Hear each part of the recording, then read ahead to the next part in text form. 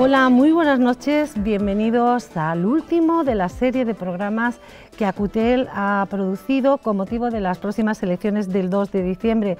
Por este plató han ido pasando candidatos y candidatas a la presidencia del Gobierno andaluz.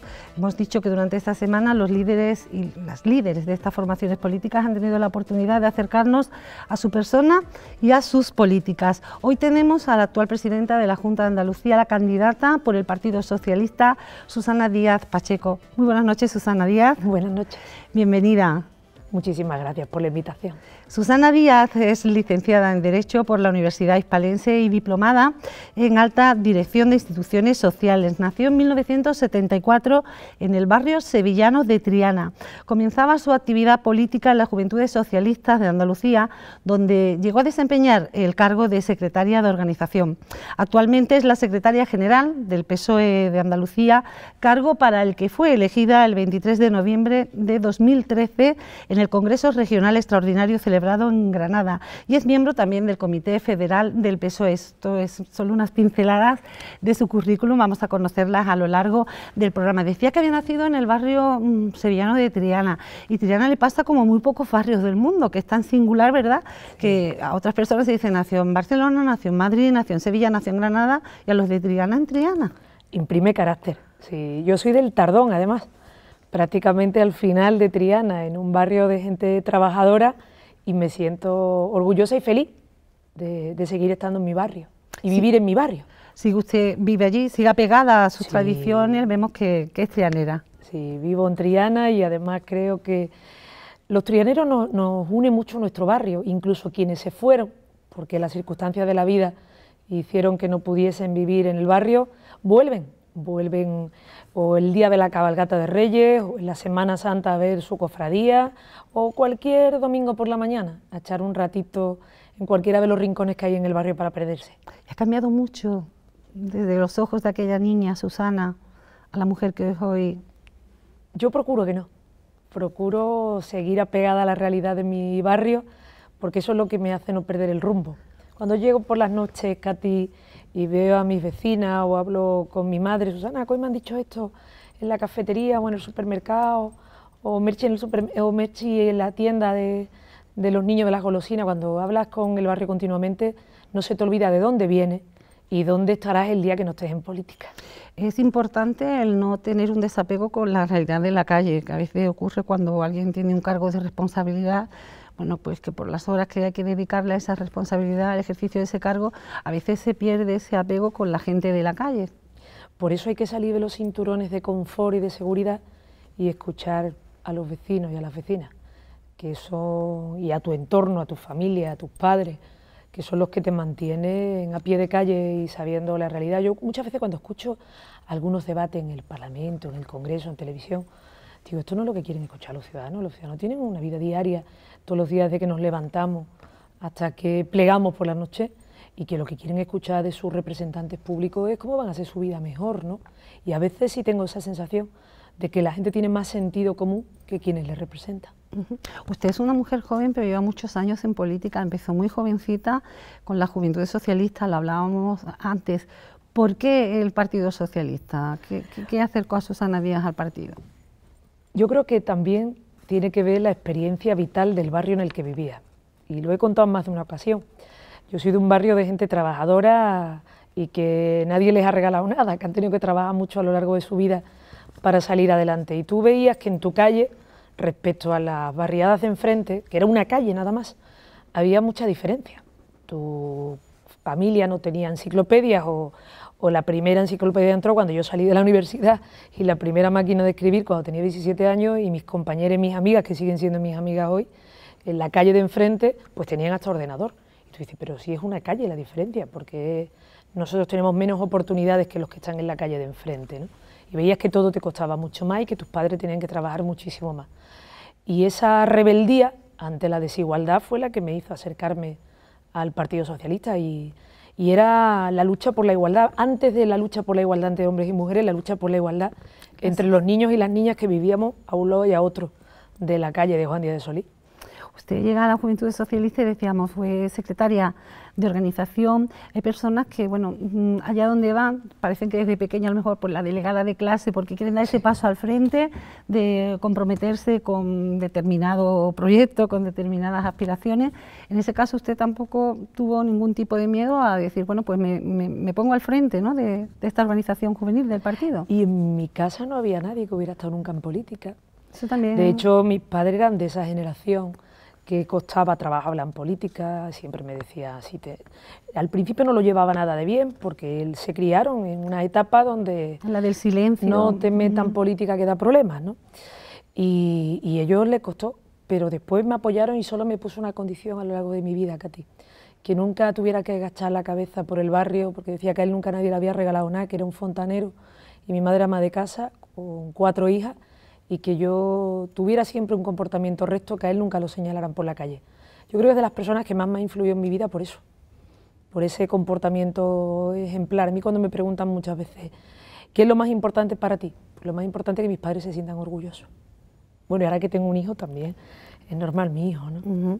Desde 2013 ejerce la responsabilidad de la presidencia de la Junta de Andalucía, presidenta del Gobierno, a cargo al que llegó, bueno, para relevar a José María Griñán. Muy poquito antes, ya de todas maneras, en unas primarias había sido elegida como la próxima candidata por el Partido Socialista para las elecciones, porque ya Griñán había dicho antes de abandonar el cargo que no se iba a presentar a su reelección. ¿En qué ha cambiado aquella Susana Díaz de 2013 de la persona que nos acompaña esta noche aquí en este programa? Conozco mejor Andalucía, son muchas horas, muchos kilómetros, muchos encuentros, ver la fortaleza y los problemas de tu tierra en cada rincón de Andalucía. La responsabilidad te hace ese peso que al mismo tiempo es un orgullo. Es el orgullo de presidir una tierra tan grande como la nuestra, pero sabes que detrás de cada decisión hay un rostro humano y la vida de una familia, de un municipio, de un pueblo. Evitas el tomar decisiones que bloqueen la vida pública. No entiendo, por ejemplo, cómo se puede estar en política y no comprometerte para que la gente viva mejor. La política es como para un maestro la vocación de enseñar a los niños, o como para un médico o una médica el curar a otra persona. Yo solo entiendo la política si sirve para transformar y hacer que los demás vivan mejor. Para eso llegué a la política. Y esa responsabilidad de ver que tienes en tus manos la capacidad de hacer cosas para que los demás vivan mejor, es un orgullo y al mismo tiempo un compromiso que te marca en el día a día.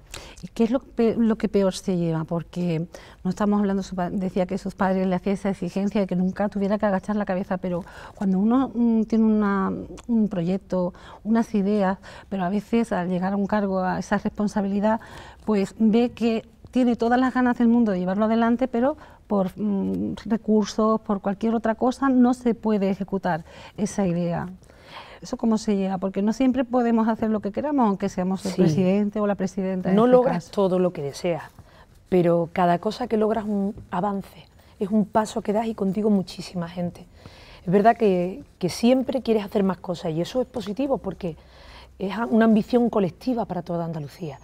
Pero no se imagina, Katy, lo que yo siento cada vez que ves que consigue que un porcentaje de andaluces avancen, mejoren su calidad de vida. Le pongo un ejemplo. Yo tengo la mala costumbre, o la buena, de leer todo lo que cae en mis manos. Y llegan muchas cartas, muchos correos electrónicos.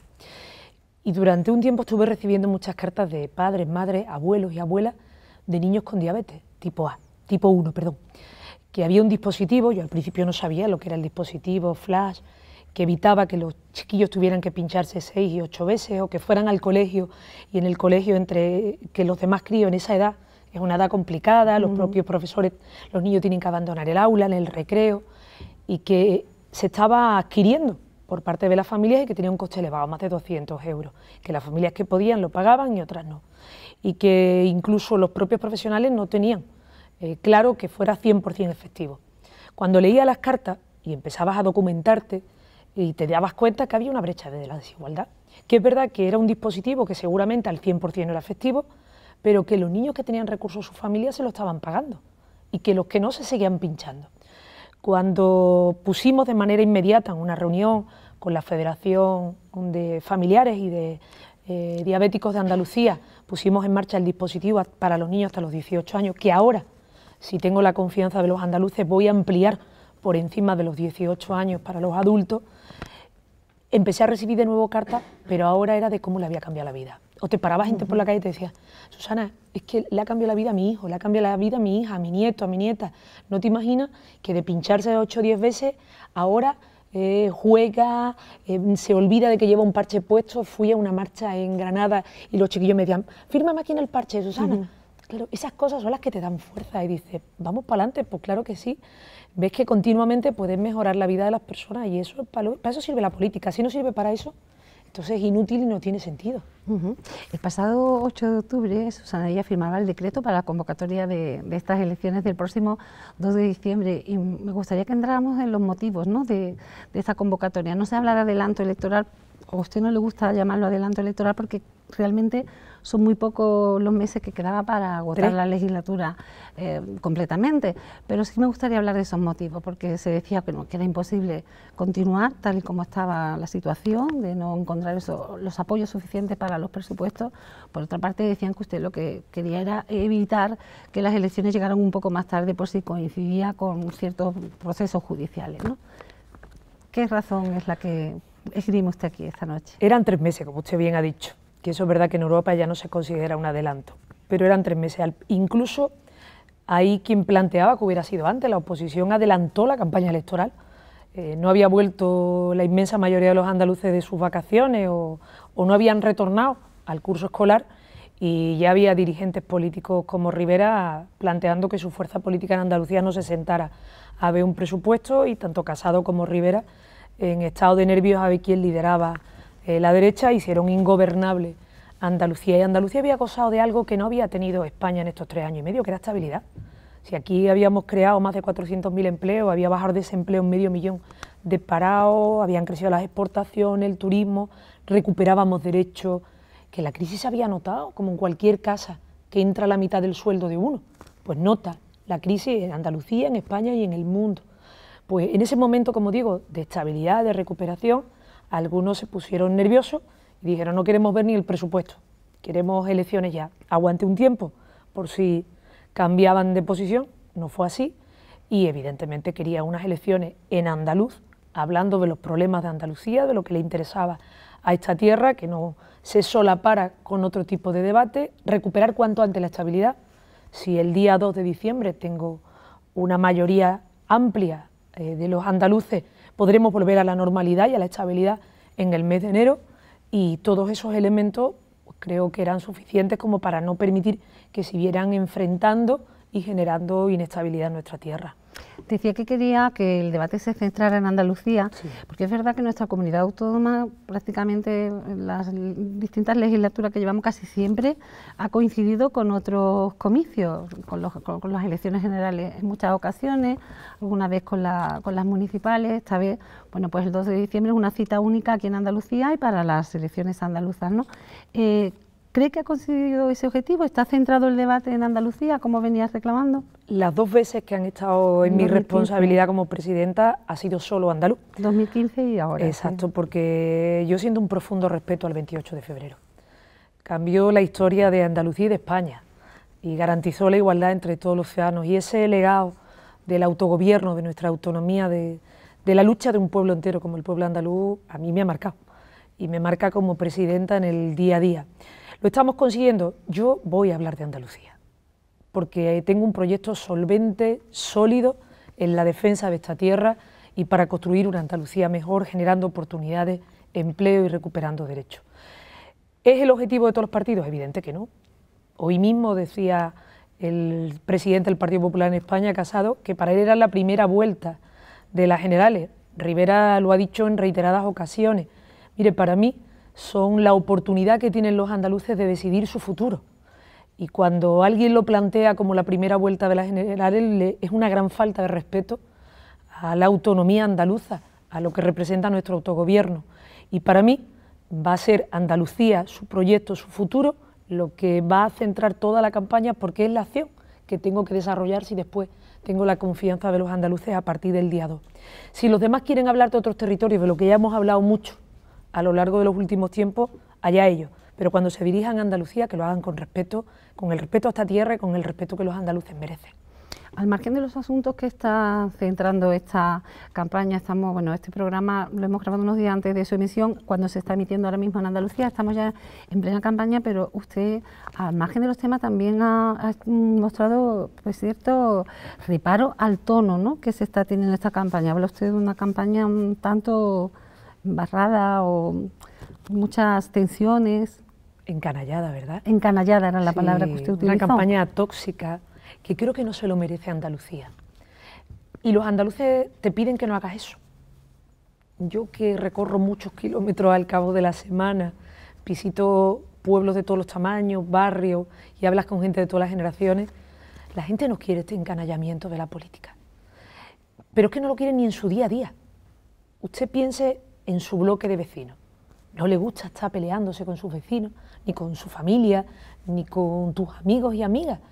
Entonces este encanallamiento, este insulto, el ofender permanentemente, yo creo que ni lo merecen los ciudadanos de nosotros, ni lo merece Andalucía, ni va con el sentir de esta tierra. Yo no voy a entrar en eso y me apena, me da lástima que sea lo que recurren algunos ante la ausencia de un proyecto sólido en la defensa de Andalucía. Puede ser por dos cosas, por la desesperación en la que se han instalado, de no entender que los andaluces no le dan la confianza a quien no cree en Andalucía, o por la ausencia de ideas, de proyectos, y que no quieran que los andaluces sepan cómo han gestionado allí donde han podido. Yo creo que ambos elementos tienen que influir, pero esta tierra no se merece una campaña tóxica, negativo, ceniza, que en algunos momentos está rozando el encanallamiento. Sí. Un apunte más antes de una pequeña pausa que vamos a hacer para publicidad. En las últimas elecciones, las de 2015, hubo un 64% de participación. ¿Qué espera para este 2 de diciembre? Que los andaluces salgan a votar, que vayan a votar el día 2, porque Andalucía necesita estabilidad, necesita confianza, necesita marcar ese horizonte que, como le decía, va a mejor. Y en una Andalucía que está creciendo por encima de la media y una Andalucía que en estos momentos se está situando a la vanguardia en muchos sectores que significan competitividad, productividad, derechos, bienestar y combate de la precariedad. Y como la tentación de bloquear las instituciones, de impedir que las instituciones echen a andar, que esa estabilidad se traduzca en bienestar, la tienen demasiadas fuerzas políticas. En estos momentos yo creo que necesitamos que los andaluces con claridad hablen y digan qué desean para su tierra en los próximos años. Vamos a hacer un pequeño descanso, unos breves minutos para la publicidad, luego vamos a volver porque queremos hablar también de qué va a pasar a partir del 3 de diciembre y por supuesto también escuchar las propuestas más importantes que traen para estos próximos 4 años la candidatura liderada en este caso por Susana Díez, en estos 4 años, como decimos, que tenemos por delante para Andalucía. Enseguida volvemos, unos minutos de publicidad y estamos aquí de vuelta en nada. Hasta ahora mismo.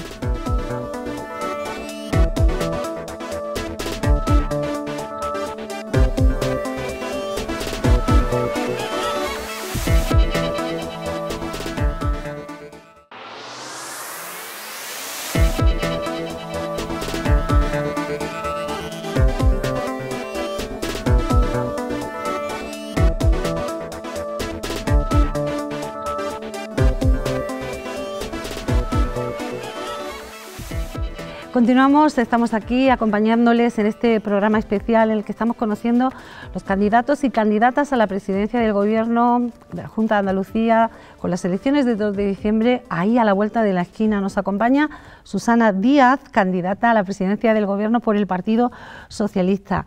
Hacíamos en el acto de la publicidad, hablábamos sobre la participación, sobre qué es lo que le gustaría a usted ver si pues subía esa participación en la próxima cita. Nosotros decíamos que queríamos también hablar del día después, aunque ahora enseguida vamos a retomar eso, las propuestas y proyectos del Partido Socialista. Pero sobre el 3 de diciembre, que así somos también la gente de la calle, que nos ponemos a preguntarnos qué va a pasar, sobre todo después de lo que ocurrió en el 2015, que vimos, ganan ustedes las elecciones, pero no se tiene la mayoría suficiente para que usted fuese proclamada presidenta del Parlamento. Hubo sus tiempos de conversación con todos los partidos hasta que Ciudadanos bueno, pues decidió esa abstención que facilitaba el que usted pudiera gobernar. Pasado esos 3 años y medio, yo no sé en qué escenario se manejan ahora, porque bueno, aunque no se conocen datos, al menos a día de hoy, muy fiables sobre lo que van a decir sobre encuestas, que sí que se sabe que difícil está la mayoría absoluta. Lo estamos viendo en las distintas elecciones que ha habido en otras comunidades y las elecciones del Estado, ¿no?, para el Congreso de los Diputados. ¿Qué escenario se dibuja desde el Partido Socialista en Andalucía? Que se llegaron a repetir, desde luego, a los 6 meses. Y lo que algunos dicen que estarían dispuestos a que pasara aquí. ¿Qué escenario se plantean ustedes? Lo primero es que quienes planteaban que la pluralidad era buena para las instituciones no nos contaron que iban a utilizar esa pluralidad para bloquear las instituciones. Y estos días lo que he visto ha sido veto, bloqueo, no me importa, decían algunos, no me importa votar que no, con tal de que no salga el PSOE, que no salga Susana y tal, y vamos a segundas elecciones. Yo creo que la única garantía real de estabilidad es una mayoría amplia del Partido Socialista, porque el resto ya han dicho con claridad que si en sus manos está, su voto va a servir para bloquear, para impedir la gobernabilidad, no va a valer para gobernar ni para hacer oposición, sino simplemente para evitar la estabilidad en Andalucía. Y yo pido esa mayoría a los andaluces para seguir trabajando, para seguir construyendo y para que nadie use su voto y que le sirva para bloquear las instituciones en nuestra tierra. Lo que hemos visto que pasó en España, de 1 año en funciones, 2 veces repetir las elecciones, eso no lo deseo para mi tierra, y ahí es donde quiero que los andaluces vayan a votar y voy a trabajar para tener esa confianza mayoritaria en las urnas. Leíamos en la prensa, y lo decían desde Andalucía, Adelante Andalucía, Teresa Rodríguez, que la alternativa, querían ser alternativa al Partido Socialista, pero sin pasar por la derecha. ¿A usted le da confianza en que, llegado el momento, pues se pueda favorecer la posibilidad de que ustedes gobiernen, si son ustedes la lista más votada? Mire, yo la tranquilidad que quiero que tengan los andaluces, que nunca utilizaré el voto de esta tierra, el voto de los andaluces, para bloquear las instituciones y para impedir que el gobierno eche a andar, que es generar oportunidades, crear empleo, recuperar derechos. Nunca utilizaré el voto de los andaluces para bloquear. Y enfrente, usted misma lo ha visto, enfrente todos los partidos están planteando y llevan semanas planteando cómo impedir que se forme un gobierno, cómo bloquear y cómo paralizar las instituciones, aunque eso les suponga repetir unas elecciones no sé por cuántas veces, elecciones hasta cuándo.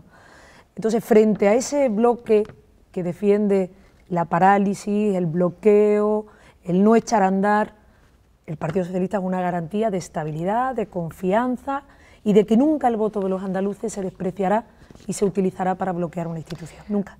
Pues le vamos a situar ahora en el mejor de los escenarios posible para usted en este caso, si se renueva esa confianza de los andaluces y la andaluza, y usted, bueno, pues es proclamada presidenta de nuevo de la Junta de Andalucía. Se plantea el continuar renegociando el modelo de financiación, porque bueno, estamos viendo cómo Andalucía pues sufre un agravio comparativo con otras comunidades autónomas, lo ha venido usted repitiendo también la última legislatura, ¿no? ¿Cree que puede existir algún tipo de acuerdo y que avancemos en ese terreno en los próximos 4 años? Tiene que haberlo, porque nos estamos jugando 4.000 millones al año. Nosotros empezamos el 1 de enero de cada año con 2.000 millones menos de lo que necesitamos solo para los servicios públicos, sí, solo para los colegios, la universidad, los hospitales, los centros de salud o los dependientes, solo para eso. Si le añade usted lo que es la necesidad de generar empleo, apoyar a los autónomos, nuestro entorno natural, cultural, estamos hablando que nuestra infrafinanciación está en torno a los 4.000 millones. Para traducirlo por andaluz, lo que recibe un ciudadano de las comunidades mejor financiadas es 800 euros más de lo que recibe un andaluz. Es injusto, no es equitativo y no ayuda a construir una España en igualdad. Por lo tanto, eso es urgente y además cuando Andalucía lo ha hecho bien, hemos cumplido con nuestro déficit, ha crecido nuestro PIB y nuestra riqueza por encima de la media, hemos creado más empleo que la media de las regiones no solo de España, sino de Europa, y creo que tenemos los deberes hechos como para exigir que esta tierra reciba lo que es de justicia y lo que nos corresponde. No solo el modelo actual nos venía mal, sino que además se aplicó por parte de Rajoy y por parte de Montoro, se aplicó peor para que el diferencial, lo que dejaba de recibir un andaluz, fuera aún mayor esa diferencia con el ciudadano de cualquier comunidad bien financiada.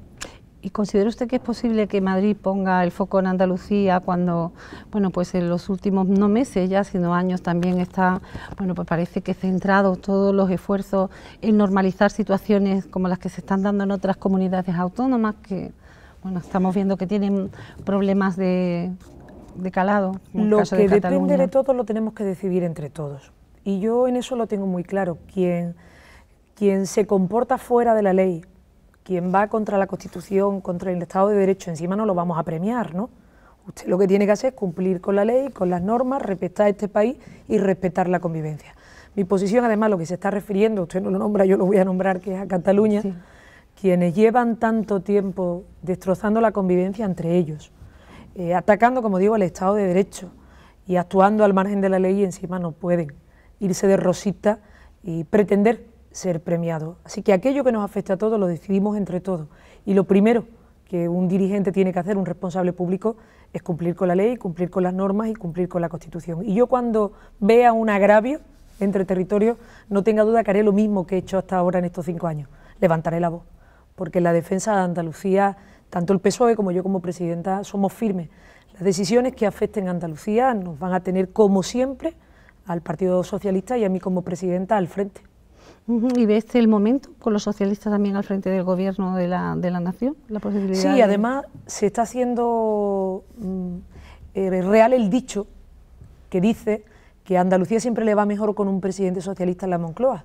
Y lo pongo con ejemplo, es decir, el respeto a nuestro estatuto, que los presupuestos respeten la disposición adicional tercera y la inversión pública que venga a Andalucía sea acorde con la población, que somos casi el 20%, el 18%, para ser exacto, de España, que infraestructuras que son fundamentales, me refiero a la Algeciras-Bobadilla, al corredor del Mediterráneo, conexiones ferroviarias con Granada, Almería, Huelva, es decir, todo lo que supone las inversiones en materia de agua, la conexión eléctrica, la línea Caparacena-Baza, La Ribina, es decir, esos compromisos que dormían en el cajón con Rajoy ahora se están activando y reactivando por parte del gobierno de Pedro, y eso es de agradecer, que haya un gobierno con sensibilidad y con compromiso para darle a esta tierra lo que es nuestro, lo que es de justicia. Nosotros nunca hemos aspirado a tener más que nadie, pero no estamos dispuestos a recibir menos que los demás, y desgraciadamente en los últimos años ha habido un maltrato y un agravio injustificado.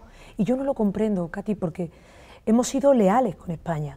Cada vez que este país ha necesitado que Andalucía estuviese al lado de los intereses de nuestro país, hemos estado. Yo como presidenta, cuando ha habido un ataque al Estado de Derecho, a la Constitución, a la imagen de España, he estado al lado del gobierno fuera del color que fuera. Y no entiendo por qué Andalucía ha tenido que ser agraviada, atropellada, cuando nuestro comportamiento era un comportamiento leal con nuestro país.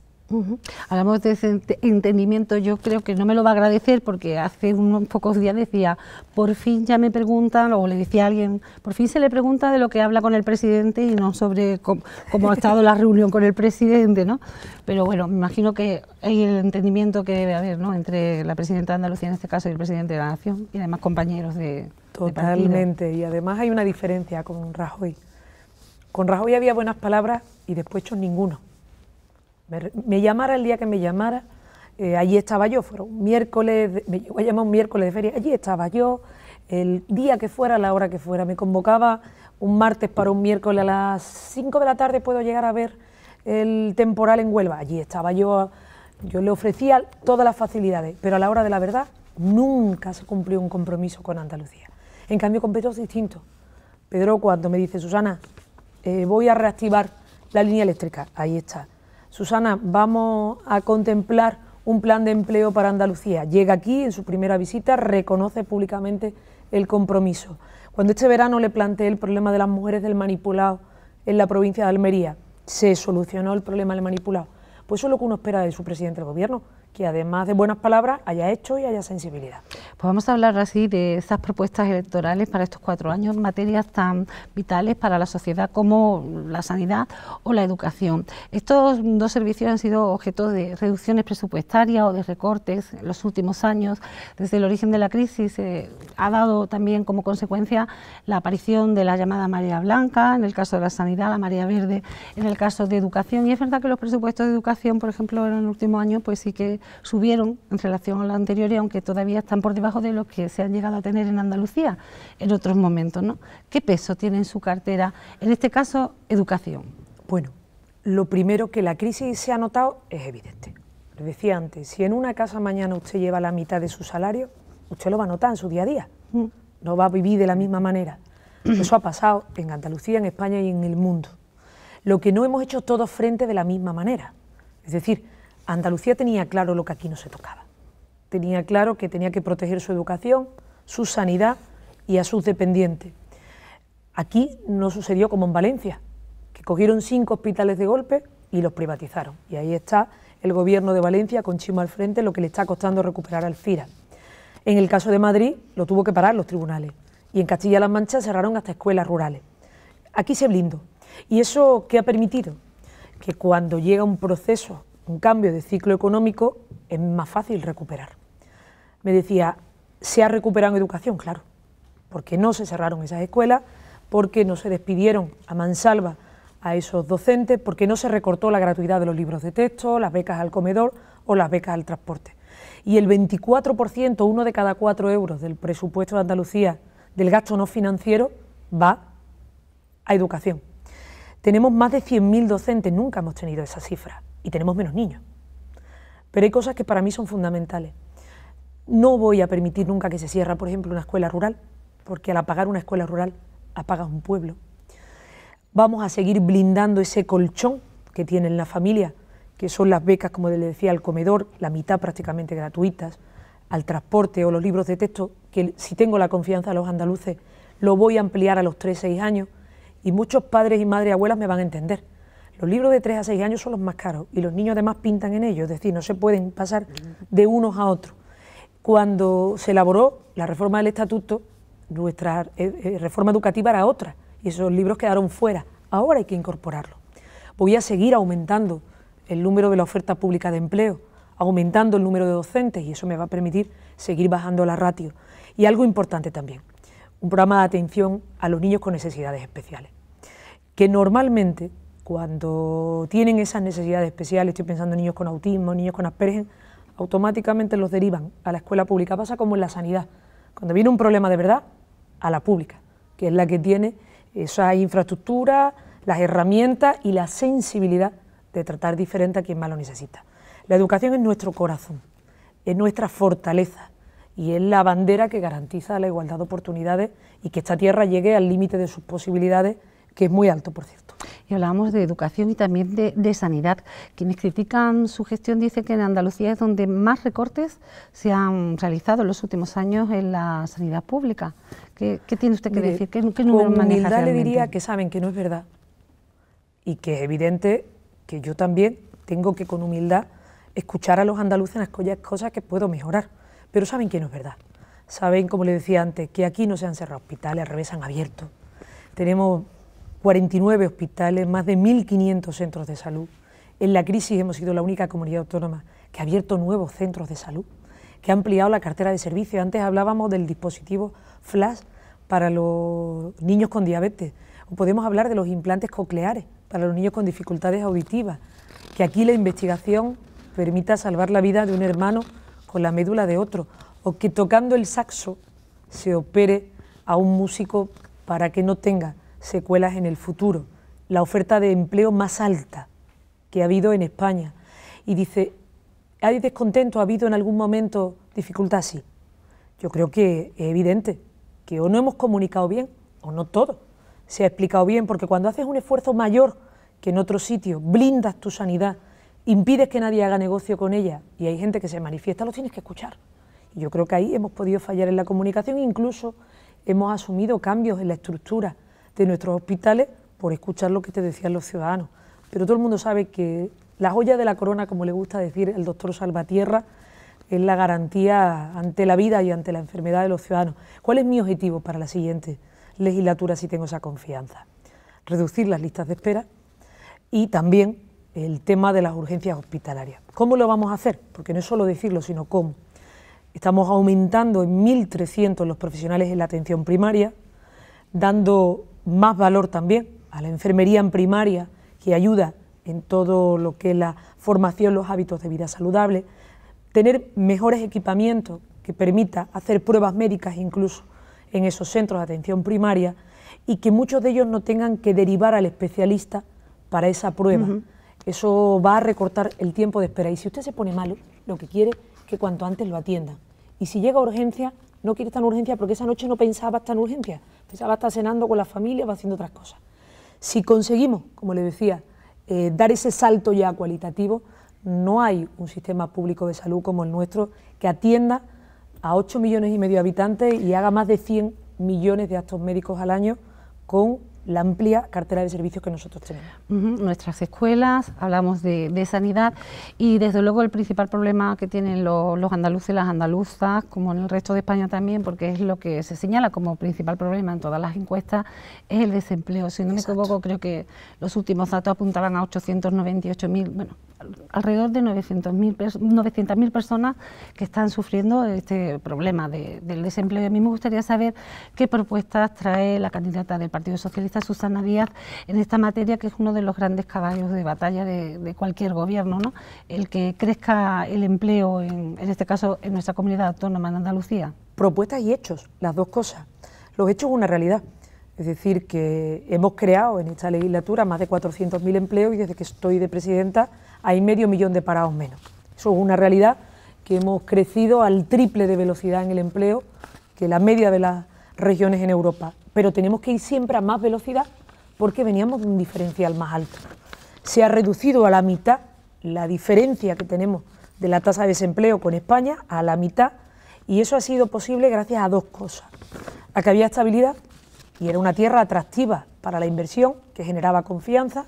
Empresarios, empresarias, autónomos, autónomas y emprendedores tenían un espacio, un ecosistema, un hábitat positivo para generar empleo, pero ahora hay que dar un segundo pasito, Katy, que es el de la precariedad del empleo, combatir la precariedad. Es una buena noticia que el Gobierno de España incremente el salario mínimo. Aquellos que se rasgan la vestidura diciendo que cómo se va a subir a 900 euros el salario mínimo, ustedes saben lo que es vivir con 900 euros. Saben la de horas que echan mucha gente y cuánto se llevan a casa al final de la jornada. Entonces es fundamental combatir esa precariedad y al mismo tiempo seguir generando oportunidades. Para ello, eliminando trabas burocráticas, dando gobernabilidad a Andalucía. Aquí no nos podemos permitir eso de segundas, terceras elecciones. No, Andalucía tiene que aprovechar el ciclo económico para seguir generando riqueza y para seguir generando empleo. Y apostando por sectores que tienen un efecto tractor importante. Y estoy hablando del sector agroalimentario, reteniendo el valor añadido, que afortunadamente es lo que nos permite liderar junto con la aeronáutica nuestras exportaciones, apostando por la investigación biomédica, por la biotecnología, por nuestras startups y sobre todo ayudando a nuestras pymes y a nuestros autónomos y autónomas en lo que es la inversión en innovación, en desarrollo y en investigación. Ese salto a la robotización, que es el que va a permitir que Andalucía lo haga de manera estable y con empleo de calidad. Vamos a hablar también, Susana Díaz, de política fiscal. Cuando se supo la decisión del Supremo de revocar el fallo que hacía recaer en los contribuyentes el pago del impuesto sobre acto jurídico, el que se ha venido a llamar el impuesto de las hipotecas, usted fue una de las primeras personas, políticas en este caso, que salió y expresó, bueno, el desconcierto que le había causado esta decisión, y poquito después anunció un paquete de medidas para contrarrestar la situación que se volvía a dibujar, porque se dejaban las cosas como estaban, ¿no? Que corría por parte del contribuyente, del hipotecado, el pago de ese impuesto. ¿Nos puede concretar alguna de esas medidas en qué consistirían? Creo, Katy, que nadie lo ha entendido. Es decir, nadie puede entender. Yo respeto a la justicia y siempre procuraré no solo no debilitarla, sino reforzarla. Pero nadie puede entender que una semana se diga que este impuesto lo pague la banca y a los 15 días digan que lo paguen los ciudadanos. Eso no lo ha podido entender nadie. Y para mí ha sido desconcertante, porque yo quiero creer en la justicia, que es un pilar fundamental en el Estado de Derecho. Y creo que ha sido una buena decisión del Gobierno de España aprobar en el Consejo de Ministros la regulación para que este impuesto lo pague la banca, y además le voy a explicar por qué. Aquí en este país todos los españoles hemos pagado el rescate de quienes lo hicieron mal, de las entidades financieras que lo hicieron mal. En otros países como Estados Unidos, Obama les hizo pagar a esas entidades financieras lo que recibieron más un 8% de interés. Aquí no han devuelto todavía ni un duro, no han devuelto ni un euro. Algunas tienen ya beneficios y se están planteando ser privatizadas. Antes de ser privatizadas tendrán que empezar a devolver lo que hemos pagado entre todos, que lo hemos pagado entre todos. En segundo lugar, además, quienes más han pagado han sido las clases trabajadoras.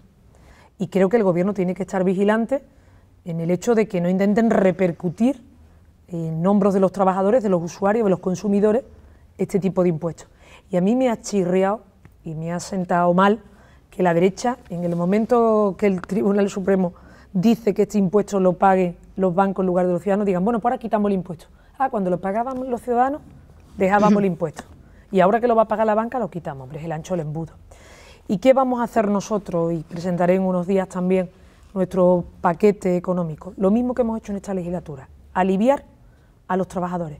Si yo he reducido los tramos autonómicos en determinados impuestos y lo he hecho en los trabajadores, en las clases medias, la gente que más ha pagado el coste de la crisis, porque cuando uno mira ahora, después de estos años que han sido tan duros, y resulta que hay gente mucho más rica, que ganan más de 600.000 euros al año, y hay gente mucho más pobre, que está por debajo incluso de esos 900 euros a los que aspiramos, es que aquí la crisis no se ha repartido por igual. Entonces es evidente que nosotros, nuestro paquete de medidas va a ir dirigido, y así lo presentaré en unos días, a esos trabajadores, a esas clases medias, a quienes mayor esfuerzo han hecho. Y creo que la banca en este país está siendo egoísta de no devolver un poquito de lo mucho que hemos pagado todos los españoles. Estábamos hablando ahora mismo de esta decisión del Supremo, y de la justicia ha hablado usted también hace unos días solo, por otro asunto que también nos preocupa y mucho, que es la violencia machista. Se han emprendido actuaciones, bueno, pues desde el ámbito público, desde las instituciones como la Junta de Andalucía, también desde otras organizaciones, de la educación, actuaciones en todos los terrenos. Sin embargo, bueno, vemos que no se puede acabar de la noche a la mañana con un problema tan gravísimo. Entonces, revisando las actuaciones, están bien las que están emprendidas, pero vemos que se han declarado como insuficientes. Hablaba usted de la necesidad de una formación, en este caso, pues de las personas que luego tienen que administrar justicia, como una de las medidas, supongo. ¿Cuáles serían las que completarían todo lo que llevaría la candidatura de Susana Díaz en estas elecciones para trabajar en contra de este tipo de terrorismo? Hay medidas al corto y al medio. Si me pregunta, del conjunto de la sociedad, la educación. A los niños y a las niñas hay que educarlos desde pequeñito en el respeto a la otra persona.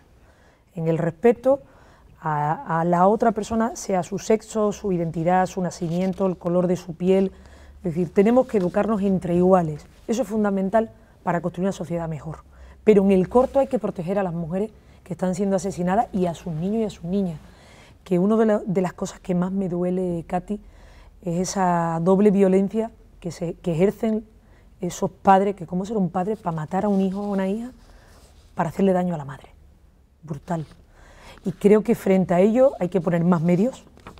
Nosotros en Andalucía reivindicamos más medios y vamos a poner lo que haga falta a nivel económico dentro de ese pacto de Estado, que los cuerpos y fuerzas de seguridad del Estado tengan formación, que seamos capaces también de dar formación a quienes imparten justicia. Hay una medida muy positiva que puso en marcha la presidenta de la Audiencia Provincial de Málaga, que fue llevar a los jueces y a los fiscales a las casas de acogida, a que vieran cómo esas mujeres salieron corriendo un día de su casa por miedo a perder la vida, a ser asesinadas, que vieran que se fueron sin nada, no saben cuánto van a volver, se llevaron a sus hijos, no ven a sus madres, a sus hermanas y viven desde el miedo, porque esa sensibilidad es la que va a hacer que no tengamos que ver sentencias que desgraciadamente a veces nos ponen el vello de punta. Pues se nos está acabando el tiempo, todavía quedan días de campaña, que no sé lo que lleva, cansada a estas alturas, todavía quedan unos días feliz, más. Estoy contenta y con ilusión y con ganas, y además el cariño de los andaluces para mí es como la gasolina. Pues entramos en el último minuto de programa. Susana Díaz Pacheco tiene la oportunidad de dirigirse a través de estas cámaras, bueno, pues a todas las personas que nos están siguiendo desde muchos pueblos de Andalucía. Así que es su tiempo. Quiero pedirte tu apoyo y tu confianza para que me ayudes a seguir construyendo una Andalucía mejor, una Andalucía que tenga estabilidad frente a quienes lo que nos ofrecen es el bloqueo, la crispación, el enfrentamiento. Te pido tu confianza y tu voto para construir una Andalucía que genere más oportunidades de empleo, empleo que tiene que ser de calidad, recuperar derechos y ampliar otros muchos derechos. hacerlo en un momento positivo, en un momento donde Andalucía tiene que tener una voz clara y nítida, que tenemos que defender a esta tierra y hacerlo desde aquí, y hacerlo con acento andaluz.